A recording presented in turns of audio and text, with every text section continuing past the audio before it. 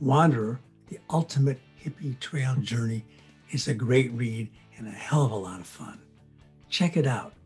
Follow the journey and our route on our website at wandererbook.com. Welcome everyone to week 31 of the 50-year commemoration, the Golden Jubilee of my incredible journey across the world known as the Stevie Wander.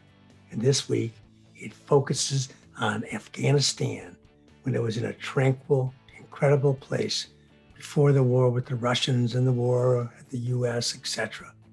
It was an incredible, exotic, wonderful place. So I made it across Turkey, across Iran, to the town of Herat, and then we got to Kandahar. So this week, we're going to spend 5 days in Kandahar, and then Stephen, with his two English bloke buddies now, Dick and Roger, make their way to Kabul and spend a couple of days there. That will sum up week 31. Let's get on to the particulars.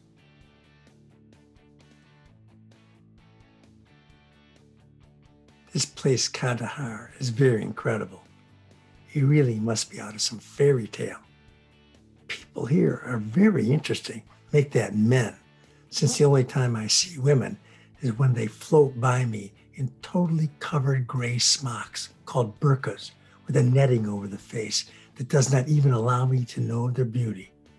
And they go all the way down to the ground. It's very strange. It's like seeing ghosts when you see the women. Many of the men here have small birds. It's a huge pastime just to hold them and play with them. Oftentimes, I get an imagery of pirates or 1001 Arabian Nights in their turbans and flowing clothes. And then these men actually fight with these birds. It's quite exotic and very strange because the men actually seem quite peaceful. This place is really the first place since Morocco that's been so mood pervading to me.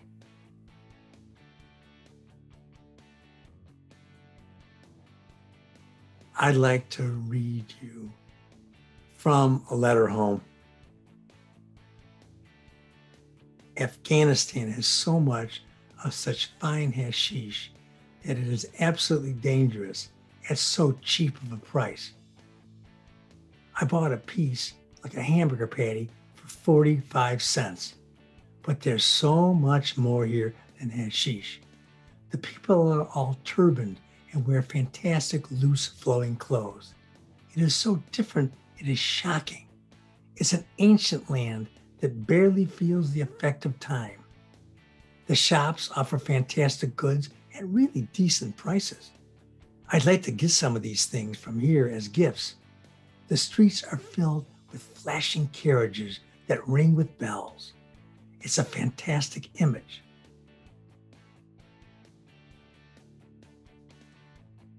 I've been away 7 months now. But one of my theories is that since I'm away, I might as well stay away because I'll probably never get another opportunity like this. And it's a matter of what I call time gap theory. Once you're stuck 7 months, 8, 9, 10 months, what's the difference? Might as well enjoy myself. It's more of a stationary situation when I get home, but while I'm here, it just flows.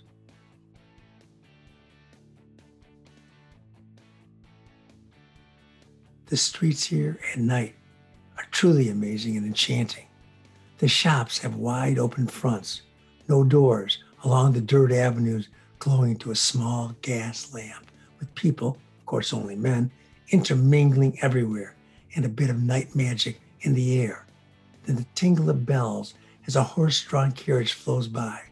While sitting on the small balcony of our hotel with Dick and Roger overlooking the street, 4 camels loaded with straw glide by to the desert.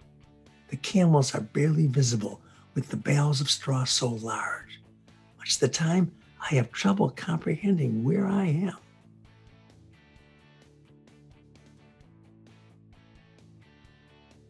Lately, I've had flashes of perhaps going around the world to get home. I'm halfway around this globe, and either way means home. But I've got that ticket, $118 it cost me. I know I can return it, but I got to get back to Europe. I don't know. I'm just going to keep going, and I'll worry about it later.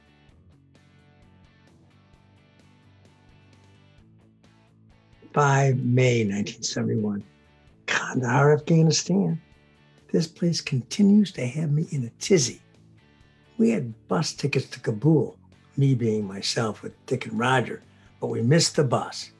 The buses are always very late, they said, but not today. My traveling partners were dawdling a bit. I had been looking forward to Kabul, but mañana, tomorrow, many offers of dope smuggling here, but it throws my head. Money, greed, yuck. I don't want to get into it. I spent some time with this local Afghani cat who claims he has a big farm with hashish and opium. It's interesting to get involved with the locals.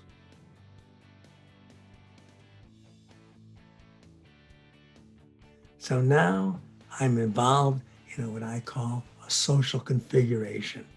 I'm paled up with these two English blokes, Dick and Roger. Dick is about 5'8", very handsome man, kind of bouncy hair, big smile, wonderful blue eyes that kind of sparkle in the sun. And then there's Roger, who's kind of a dowdy guy, and he likes to stay around at the hotel. But Dick and I, we go out and hang out. So it's kind of a good combination, and I don't have to be stuck with both of them all day, but I'm enjoying having some company.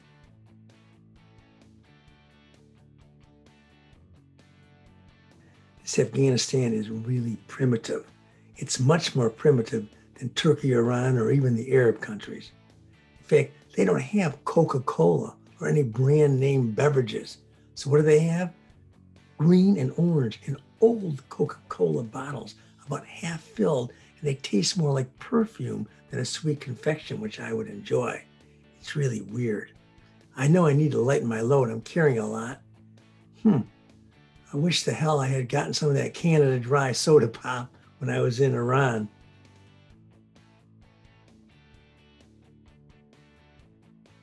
Kandahar is a pretty dirt scrabble type town.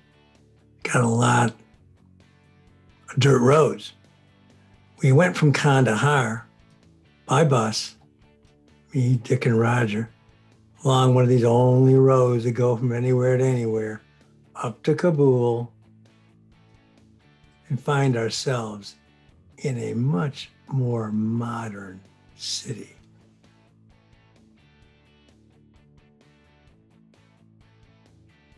Before we leave Kandahar, Afghanistan, and it was a very exotic, intriguing place, let's take a look at it. Here's some of the pictures that are shown on Google Maps, and that's typical. Not quite as much traffic in those days, but these circles were emblematic.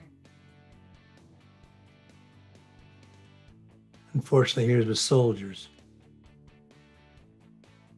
Some historic places in Kandahar. And it's made of dirt and mud. More modern mosque. Then we go from here. Only 1 hour and 15 minutes by air, but in those days, no way. 10 hours and 24 minutes, that's in a motor vehicle, not the kinds of buses we were riding on. It was a long day's journey to Kabul, I can tell you that. Kabul is the capital of Afghanistan. It has international status as a result of it, including embassies, etc. But it's still not like what you'd expect or in any of the capitals I had been so far. It didn't have an American Express office, that's for sure. But let's take a quick look at Kabul. You can see the mountains nestle around it. High mountains, that's the Hindukush. And the Kabul River, which flows through to Pakistan, through the gorge, is quite beautiful. We'll hear about that in a little while. And it has some majesty about it. Of course, the mosque, because it certainly is an Islamic place. But with a Buddhist history.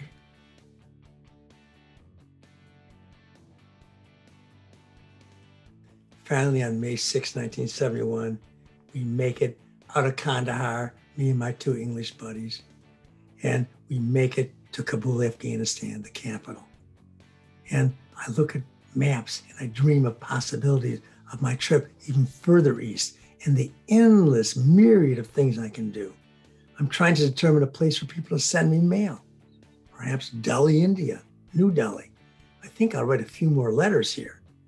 I had a wonderful ride here yesterday from Kabul. The bus was old and almost didn't make it. The buses are all painted gaily, but they indeed are old and ready to break down at a moment's notice. Kabul is fine for a while. What a place. Seems like a million tourist spots filled with fantastic goods.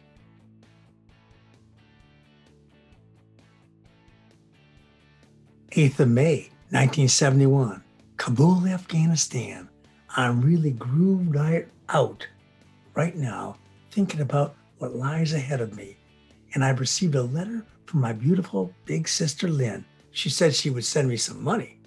I could get cash. She wrote she would send some, and so would my brother, Alvin. I'm going to have to pay them back, but life is for the living, and I'm out here now living in an absolute dream reality that has me dazzled.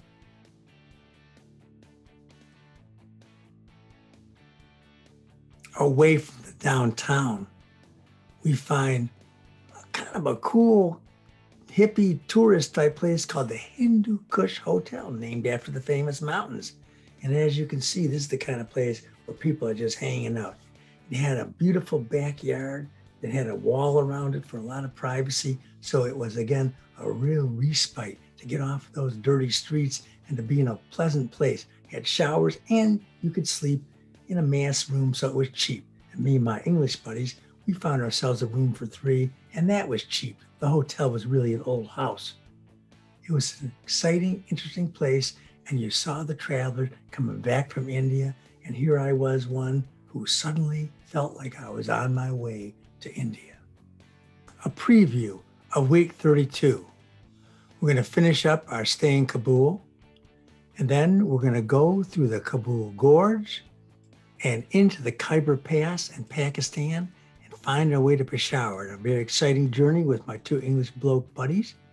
We go across from Peshawar to Lahore on a train overnight, and then make our way across into India, Firozpur, and an incredible experience in having the subcontinent engulf us. So stay tuned. We'll see you next week for more adventures in the Stevie Wander world. 50 years ago, it was fun, and it's still fun today. The Wander is a great read. It uses something we call the active voice. It's a hell of a lot of fun. You feel like you're right there experiencing it with our wanderer. And follow our route of the journey on our website at wandererbook.com. There are many tourist shops filled with goods here in Kabul. I didn't see anything so extravagant in Herat or Kandahar. Kabul has more of an international, cosmopolitan feel, being the country's capital city, yet still primitive Afghani style. As the crow flies direct from Herat to Kabul is a desolate wasteland of endless snares and pitfalls, bluffs, blind canyons, rocky scarp, sand barrens, salt marshes, rifts a quarter-mile deep, labyrinths of gorges, ravines, defiles, spurs, dead ends, and rivers of quicksand. Such is the impassable Hindukush. That's why I had to take the roundabout way through Kandahar to get to Kabul. This land is harsh in many ways, but the people are wonderful. I've received some letters from my family members back home. I have some more money to keep me going. I'm writing back to let them know to send the next letters to New Delhi, India, and to send me some more money too. Wow, I'm having a blast. Even if I live to be 100 years old, I will never forget this stretch of time as I wander the world. I'm grooving out, thinking of the new ventures that loom ahead as I've decided to join Richard and Roger going further east to Kashmir, India, Nepal. Right now, the Khyber Pass lies in front of me once I depart Kabul. The earth means something different to everyone. Our limited views are based on the environments we live in and traverse, Most of us live a life with no clue of understanding of the vast multitudes populating all of nature. As a human race, we are so much more than we ever come to realize. The diversity of humanity is bountiful. What a joy to be alive.